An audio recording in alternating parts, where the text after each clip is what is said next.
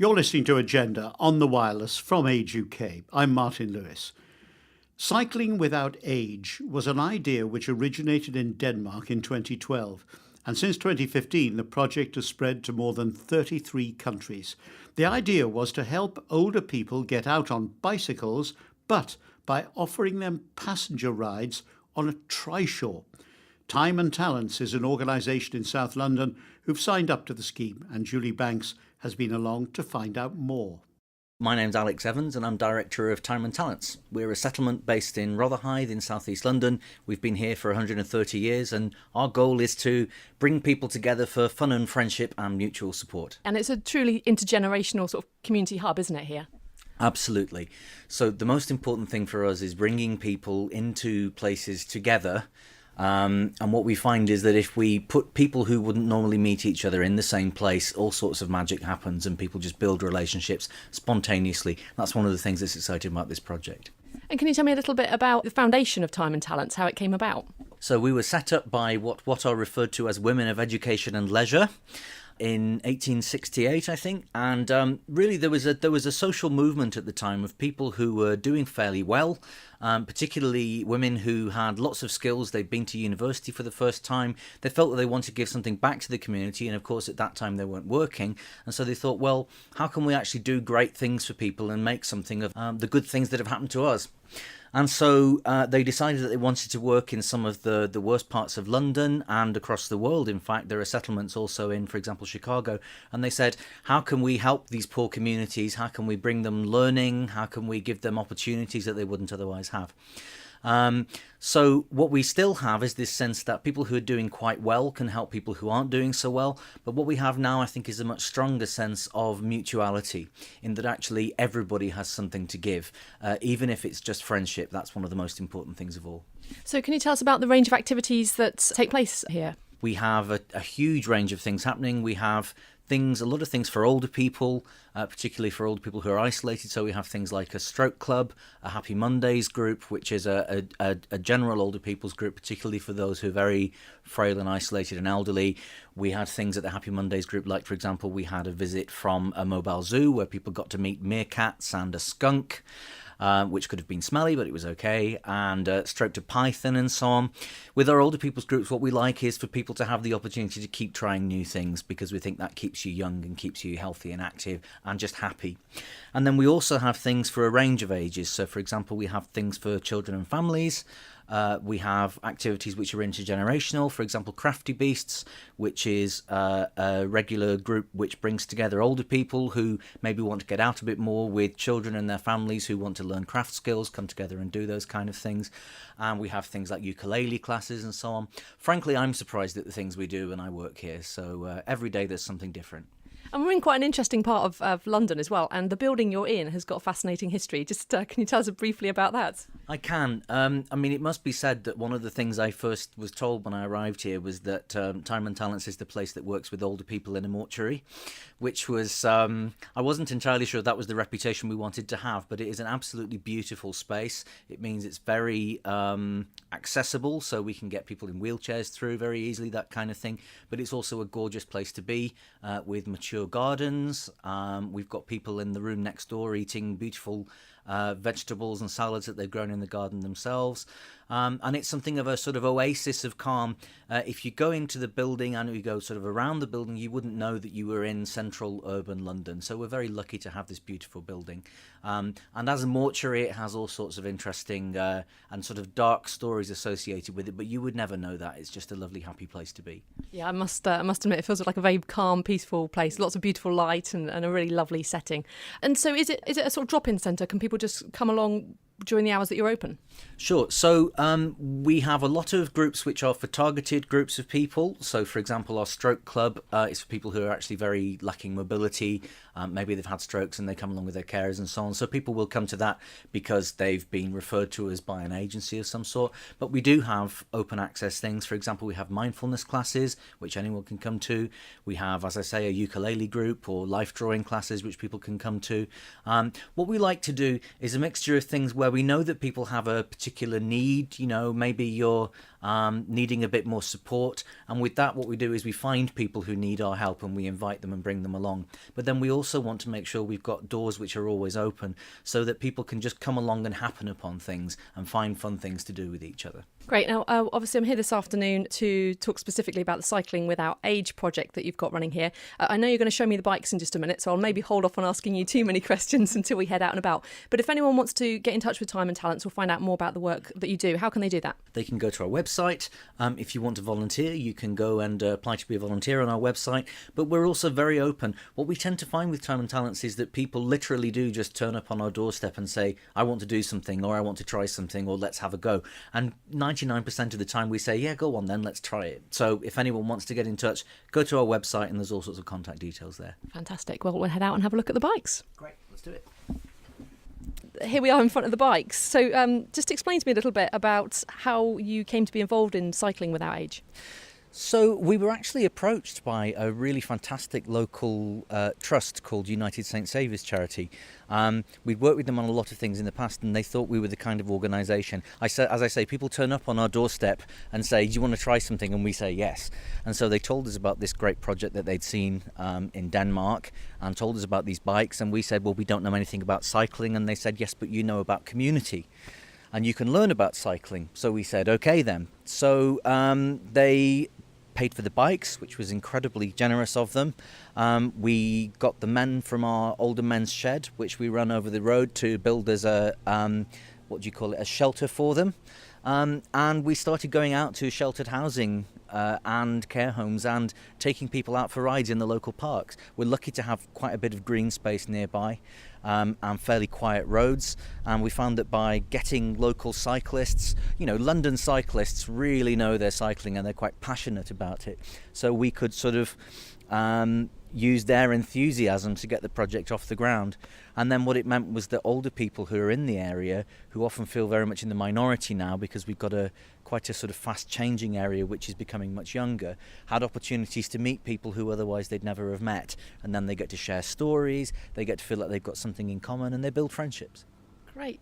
And so these bikes, they're tricycles, but they're with a sort of double seat at the front, basically, isn't it? With a rain cover over the front as well, I can see. That's and right. Then the cyclist sits behind the passengers and pedals them around. That's right. They're incredibly good fun to ride, both to sit in there as a passenger and to actually ride. And in fact, the first time I sat in one and rode it, I hadn't ridden a bike since I was about 12, and I couldn't sleep that night because I was so excited and I just kept thinking about wanting to do it again.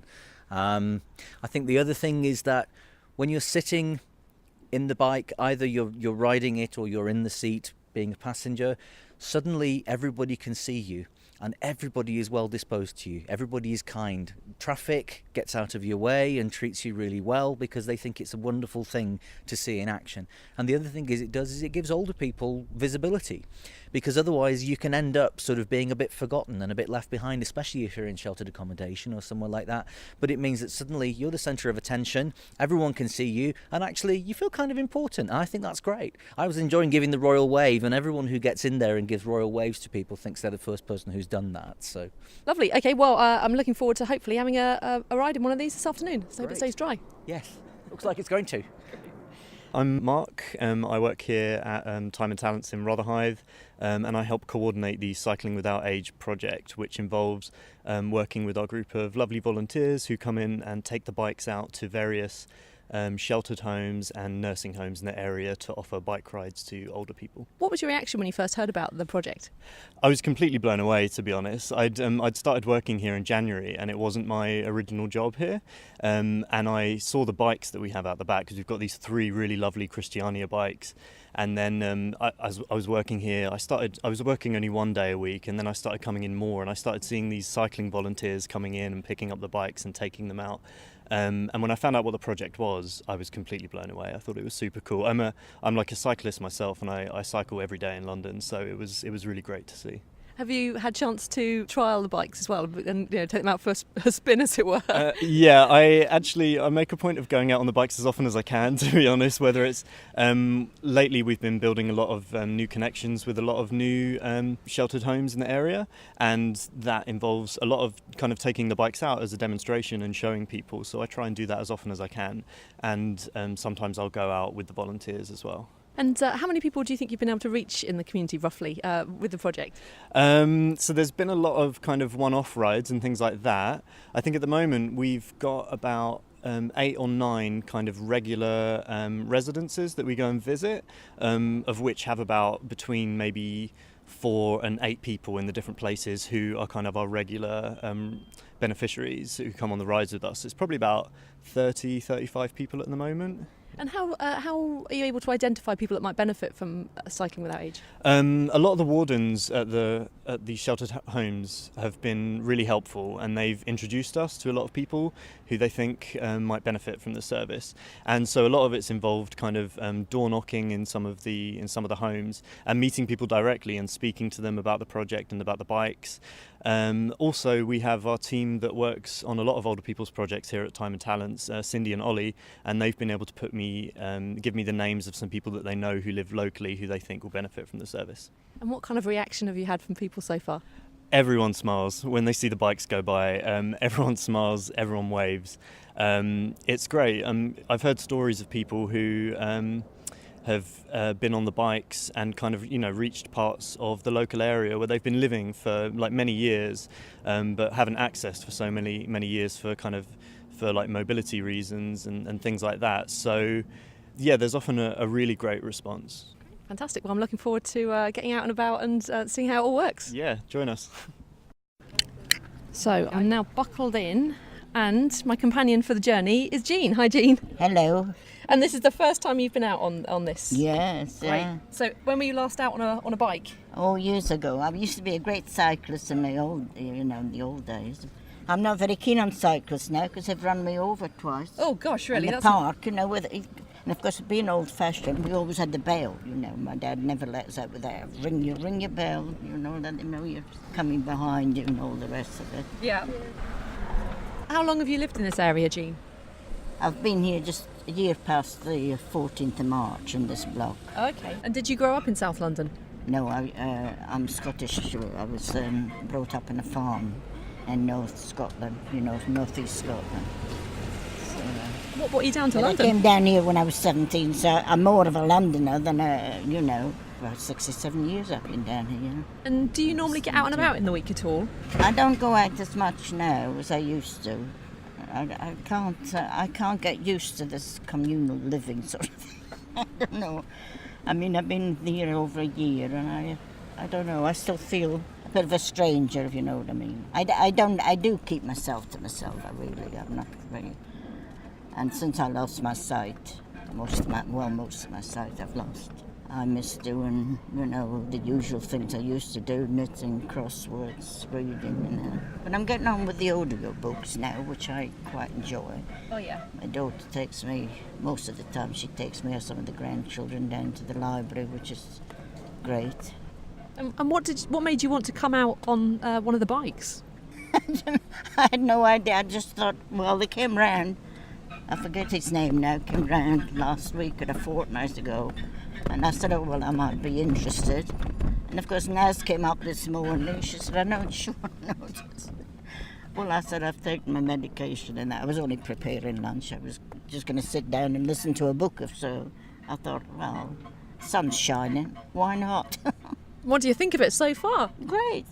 Great to be out. No, I used to go, we great walkers we were, my family and I miss that. I feel sometimes I come to the door and I'm trying to cross the road. Although some people are very, very helpful. If I'm frightened, I say, would you mind helping me across the road or tell me when the light's green or something, and I've never had any problems there. But I do feel a bit nervy sometimes. I think you lose your confidence a bit, sort of thing. It's a long time since I've been in Southwark Park. I used to take the grandchildren here, quite a bit. I've not been before, and I didn't realise it was such a big park. It's quite a big park, yes, it is really. It used to be, I used to take them when there was a 1 o'clock club, which we used to have great fun with the little ones, you know. How many grandchildren do you have? 8. I think it's 8. It's a great grandchild. Oh, wow. Yeah. Oh, lovely. But they're all growing up now, you know. The great grandchild's, she was 15 the other week, so give them a wave. Oh, it's busy here by the children's playground. Yeah, So no, they're this all- must have been, yes. I should know this. And the lake on our left with some very busy ducks and geese. And then the playground just on our right. It's nice to get a bit of interaction with people, isn't it? They give you a wave when you go past. We're coming up to the bandstand. It's a beautiful bandstand in the park. Yes.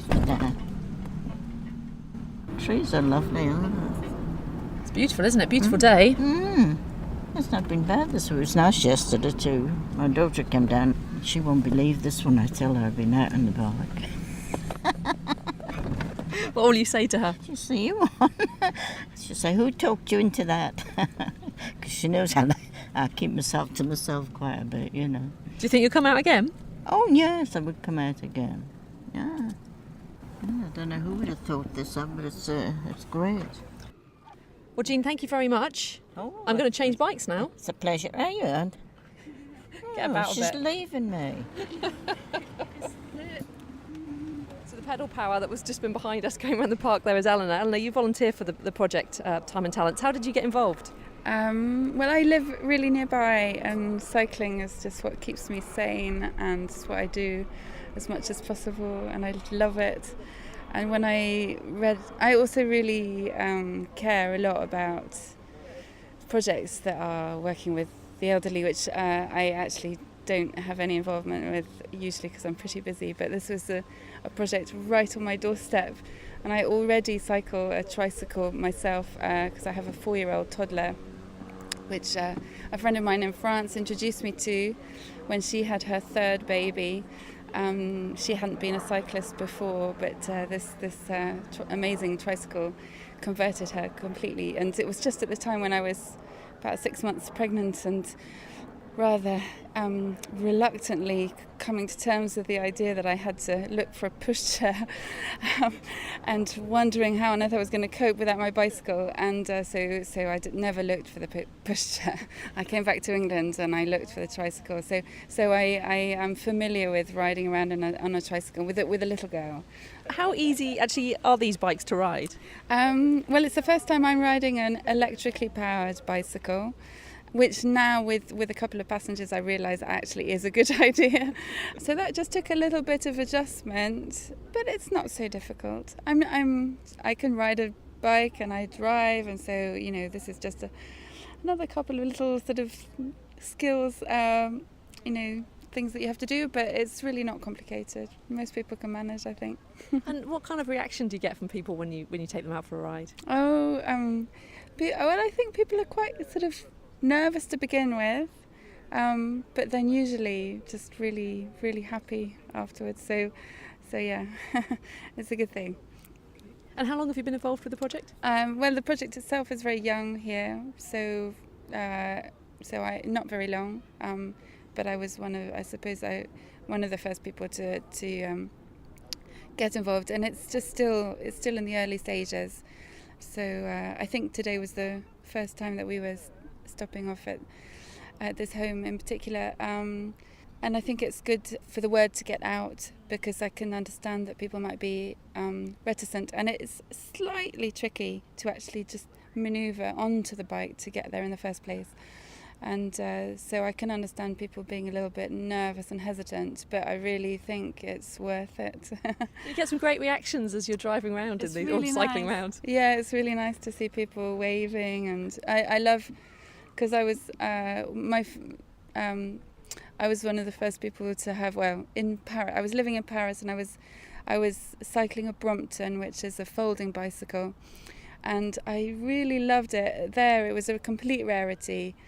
And people had never seen it before, and I had old ladies and dustbin men and children, all, sometimes hailing me, stopping me, calling me, wanting to know more about this bicycle.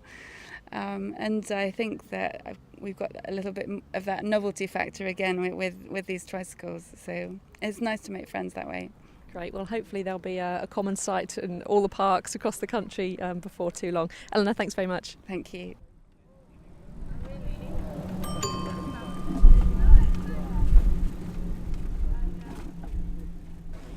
So we've taken a quick pit stop here in the gardens of Southwark Park, and I'm just going to have a quick word with Dave now, who's one of the other volunteers. Hi, Dave. Hello there. So tell me, how did you get involved with the Cycling Without Age project? I saw a tweet, late last year I think it was, saying we were looking for volunteers for Cycling Without Age with like a sort of short video. And I thought, that looks interesting. So I emailed Time and Talents, and they said, after a little while, they said, yeah, we're doing training on this date. More recently, I've been able to do some dates with the Time and Talents to take some people out. Great, that's fantastic. And are you quite big on cycling anyway? I do cycle quite a lot. I cycle to and from work every day, but my bike is like a little tiny 3-speed Brompton, so it's quite a sort of different size really. That's quite nippy, quick, and the trikes are quite a sort of different experience really. Does it take quite a while to get used to them? No, not too bad actually. I mean, they are physically quite a lot bigger, and they're quite a little bit more to get them sort of going. But the training was quite good. It's obviously pretty good exercise getting out and about. But what else do you love about the project? Well, it's quite interesting some of the people you meet. The lady I met last week, she lives quite nearby, but she hadn't been around Southwark Park before, and she used to work as a cinematographer. So we were discussing the sort of films she used to make. They were actually filming in Southwark Park last week, so we actually asked her, well, what production's this, and like who's in it, and whatever, because that was just over the other side of the park here. So yeah, it was quite interesting. And do you notice once people have experienced it for the first time, are they normally keen to come back and have another go? Yeah, some really are. Yeah, the people we was out with last week seemed really keen to have another go. I mean, I've not seen them this week. I mean, but like I say, I'm not sure if I'll be doing the session when they next come along. But people seem really keen to come back. Yeah. Lovely. Well, hopefully it'll be the sort of thing we'll see spread and expand across the country, because it seems to be sort of a win-win for everyone at the moment. So thanks very much. Thank you. So the third of the volunteers out and about today on the bikes is Heidi. Hi, Heidi. Hi, hello. How did you get involved with this project? I like cycling. I cycle everywhere, and when they were introduced last year, I jumped on because I've been a volunteer for Time and Talent for like 3 years now. Yeah, I do gardening. I do older people's group, Happy Mondays group. So I was already there. So when they introduced, I jumped on a bandwagon. And you get quite a reaction, don't you, when you're out and about and people see them? Oh yeah. They are heady turners, to be honest. People like them. We get wave all the time. People wave at us. It's a real talking point. Yeah, it is. Yeah. And how has it been having the passengers on board? What kind of interaction do you get to have with them? That's another good thing, because every week we get to meet new people and talk to them. It's really good to be able to take people outside. Some of them, they haven't even been. For example, today we just picked up a lady who just lives around the corner from the park, but she hasn't been here. So it's really good to be able to take them out and about. Great. And it's a beautiful park you've got here on your doorstep as well. It is lovely, and we've always got forests, so maybe next week we might take them to the forest as well. What kind of reactions do people get once they've had a ride and you drop them back off where they live? What kind of things do they normally say to you? Huge thank you, and smile. To be able to put smile on somebody's is really good. They're really happy taking them out. Yeah. Right. Well, hopefully it will grow and expand, and lots of people around this area will get to experience it, because it seems to be a really great thing. So we hope so. Haji, thank you very much. Thank you. No problem. Julie Banks there, finding out about Cycling Without Age. You're listening to The Wireless from Age UK.